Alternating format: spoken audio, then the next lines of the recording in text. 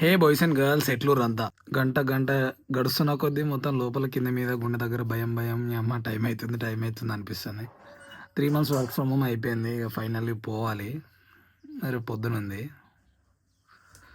పోవాలనిపిస్తలేదు. పోకపోతే తప్పదు. 3 నెలలు తీసుకున్నా మా నాన్నకు మంచి లేదని. సో 3 months ఇవ్వడమే గ్రేట్. ఆల్రెడీ చాలా టైం అయిపోయింది. Always grateful for my manager, RM and management అందరికి కూడా. మా అమ్మనేమో ఉండు అంటుంది. నాకు యాక్చువల్లీ పోబుద్ది అవుతలే. మనకు 4-5 రోజులు ఉంటేనే అస్సలు పోబుద్ది కాదు. 3 నెలలు ఉండేసరికి అస్సలు వెళ్ళబుద్ధి అయితే లేదు. 1వ తారీఖు ఏమో జాతర ఉంది ఒకటి ఇక్కడ, అది అయిన తర్వాత బాగుంటుంది. బట్ మనకు 1వ తారీఖుకి ఒక వెరీ ఇంపార్టెంట్ పని ఉంది. అదేందనేది నెక్స్ట్ వ్లాగ్స్లో చూస్తారు. మీరు కంప్లీట్లీ షాక్ అయిపోతారు ఆ వీడియో చూసిన తర్వాత. సో అది అతిపెద్ద వ్లాగ్ కాబోతుంది. సో 2 సేమ్ డే అయ్యేసరికి ఉండలేకపోతున్నా.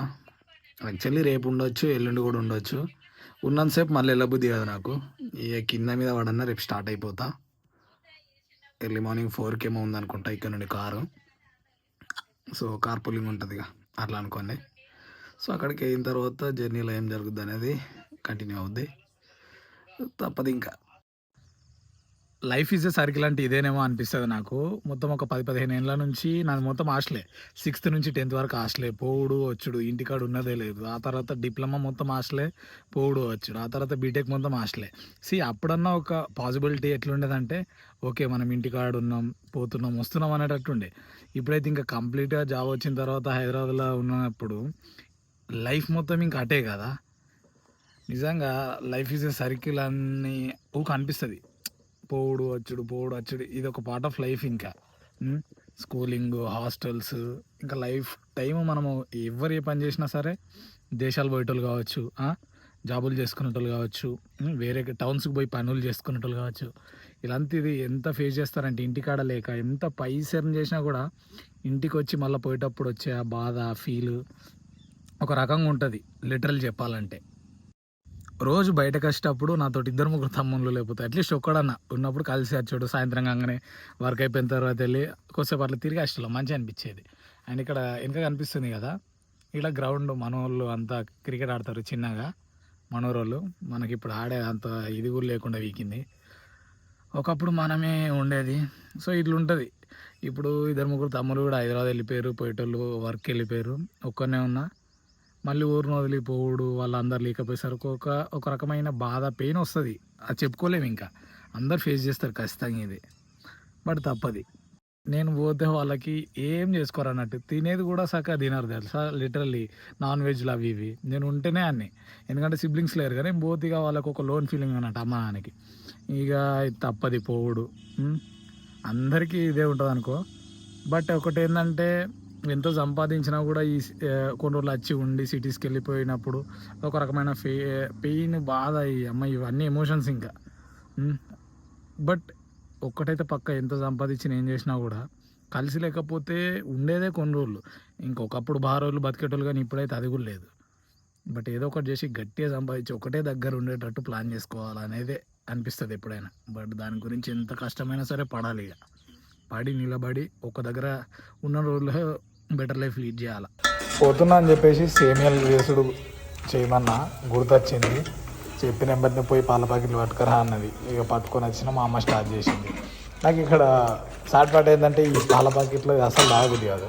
బట్ మనకేమో బలు లేకపోయాయి, తప్పక తాగుడు. 6 అవుతుంది అంటే తినడు. పండుకొని లేసేలోపు 4 అవుతుంది పొద్దున. 4ంటికి కారు ఉంది.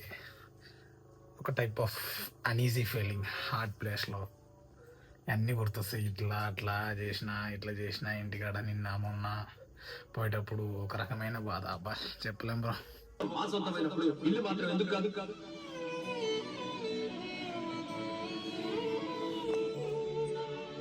ఇప్పుడు తినేసి వెళ్ళిపోలో ఒక రకమైన బాధ ఉంది. పోవాలని లేదు.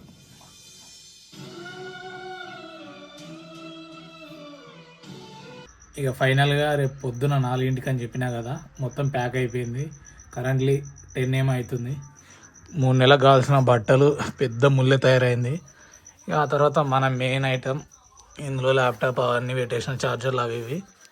సో ఇంకా ఫోన్ పడుకునేటప్పుడు మళ్ళీ ఒకసారి ఛార్జింగ్ పెట్టాలా, సరిపోతుందో లేదో తెలియదు. ల్యాప్టాప్ ఈడు ఉంది, ల్యాప్టాప్ కూడా తీసి పెట్టేసుకుంటా. ఆల్మోస్ట్ అన్నీ ప్యాక్ అయిపోయినాయి. పొద్దున్న లేచి వెళ్ళడమే. బట్ 3:40 వరకు ఇక్కడికి వస్తా అన్నాడు కార్ అతను. అది ఇంకో భయం ఏంటంటే పండుకొని నిద్రలో ఆ ఫోన్ వినబడుతుందో లేదా అనేది ఇంకొక భయం పుట్టింది నాకు. నాన్ స్టాప్ బోగిలు పెట్టినట్టు ఒక 20 రూపాయలు అలారాలు పెడతా, లేదంటే ఇబ్బంది అవుతుంది, మళ్ళీ వాళ్ళు కూడా స్ట్రగుల్ అవుతారు. సో అదొకటి ఉంది ప్రాబ్లం. సో ఇవి ఇక ఫైనల్లీ 3 నెలల తర్వాత పోవడం అంటే నాకు అస్సలు మంచిగా అనిపిస్తుంది, నిజంగా చెప్తున్నా.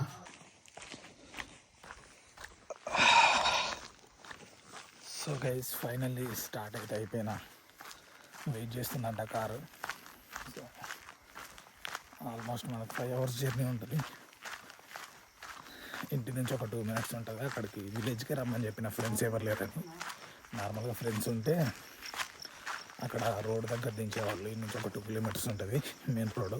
బట్ ఎవరు లేరు కాబట్టి కార్ అతనికి వస్తే విలేజ్కి రండి అంటే జస్ట్ 2 minutes వే కార్ అయితే వాళ్ళకి. సో వస్తా అని చెప్పారు, ఎందుకంటే కార్ పులింగ్లో వాళ్ళకి బెనిఫిటే కదా మనతో. సో అది చూడ పోయిన తర్వాత ఎట్లుంది ఏం కథ అనేది చూపిస్తా. అక్కడ హైదరాబాద్ సిటీ అయితే ఎంటర్ అయిపోయినాం. ఇంకా మెయిన్ ఏరియాలోకి ఇంకా పోతే మనకి అసలైన సీన్స్ కనబడతాయి. ముందు క్లియర్గా రోడ్ ఉందంటే దాని అర్థం ఇప్పుడిప్పుడే మనం ఎంట్రీ అయినామని. అసలు సినిమా ముందుంటుంది. ఇంత పొద్దున ట్రాఫిక్ మరి ఎట్లుంటుందో చూడాలి. యాక్చువల్లీ ఆఫీస్కి పోదామని అనుకుంటున్నా, చూద్దాం ఎట్లుంటుందో.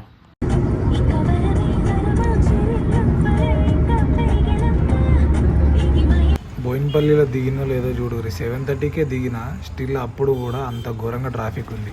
ఎటు పక్క తీసుకున్నాం, ముందు వెనక పక్కకు ఈ పక్కకు మొత్తం ట్రాఫికే. ఇది హైదరాబాద్ అంటే. ఎంట్రీ పెద్ద ట్రాఫిక్ మనకి బోయిన్పల్లి దగ్గర. ఇంకా అటు కూకట్పల్లి జేఎన్టీ సైడ్ పోవాలి, అటు ఇంకా వీర విహారం ఉంటుంది నాకు తెలిసి.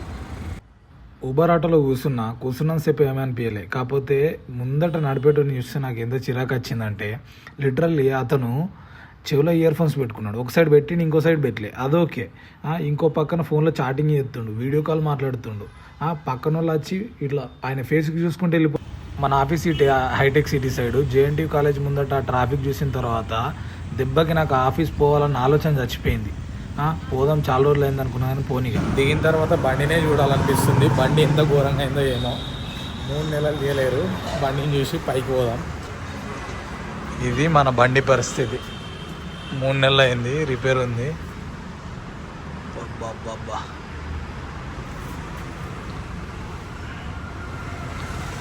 లిటరల్లీ పాడువాడు దీన్ని ఎవరు వాడతలేరు అన్నట్టు అయిపోయింది.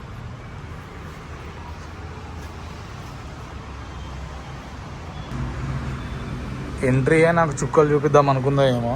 ఈ ముళ్ళ పట్టుకొని ఇప్పుడు పైకి ఎక్కాల. అది ఎంత నొక్కినా కూడా పని చేస్తలే. మీ అమ్మ ఏదో టార్చర్. 2-3 ఫ్లోర్లు ఎక్కాలి ఇప్పుడు ఇది పట్టుకొని. ఫస్ట్ ఇంట్లుంటే 3 అంతా స్పాయిల్ అవుతుంది. బట్ తప్పదుగా. మొత్తానికి రూమ్కి అయితే వచ్చిన. జస్ట్ టిఫిన్ చేద్దామని పోయినా, చాలా చేంజ్ అయిపోయింది. కొత్త టీ షాపులు పెట్టేసారు, పాతవి తీసేసి. 2-3 రెగ్యులర్గా పోయే స్పాట్లు అన్నీ కూడా చేంజ్ అయిపోయినాయి. రూమ్ పరిస్థితి అయితే ఇది. ఇంట్లో ఎక్కడ వాడేసి ఉన్నాయి నా బట్టలు, నా బ్యాగులు, నా కథ కార్ఖానా. ఇప్పుడు అచ్చుడు బాధ కాదు, 2-3 డేస్లో షిఫ్ట్ అయ్యేది ఉంది. నేను షిఫ్ట్ చేయడానికి వచ్చినట్టుంది. షిఫ్ట్ అయినాక వద్దామని అనుకున్నా, బట్ కుదరలేదు.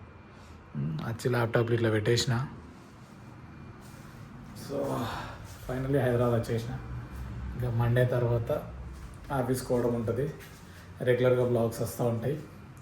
Stay tune. Thanks for watching videos. And ఇది బాధపడుకుంటూ హైదరాబాద్ వచ్చేసినాం. ఆ బాధలలో ఈ బాధ ఇంకా పెద్ద బాధ. ఇవన్నీ షిఫ్ట్ చేసుడు. Bachelors life is the most hardest life. Bye. ఉంటా. లైక్ చేసి షేర్ చేయండి, సబ్స్క్రైబ్ కూడా.